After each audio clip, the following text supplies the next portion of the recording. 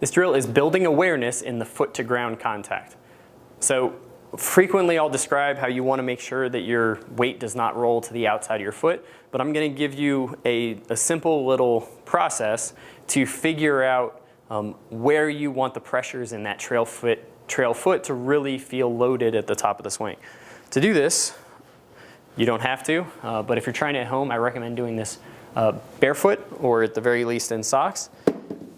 And I'm going to roll up my pant leg so that you can see a little bit more what my ankle and my foot are doing. So if I pretend that this is my foot, we're going to push the big toe into the ground. So this is going to push like that. We're going to push the inside heel into the ground.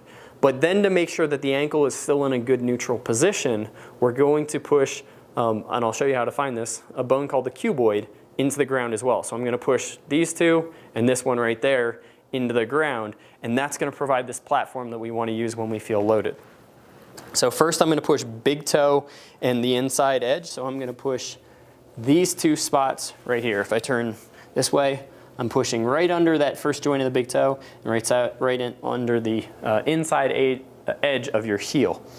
Now to find that other bone on the outside edge, there's kind of a bony point or a little protuberance right here. I'm just going to come inside that about a finger's width. So right about there.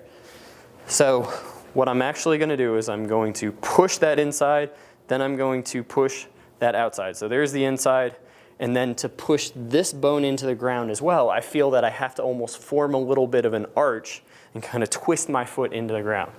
Now with that feeling, I'm going to make some backswing moves trying to feel that same contact.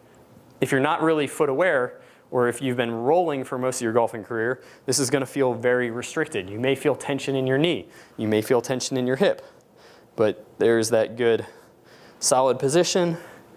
That gives me this platform that I then want to push off of. If I start to roll and I lose that inside edge of the big toe, I'm not going to be able to really drive with that lower body. Instead, what I'll have to do is more of an upper body kind of fall movement to really pull on the club.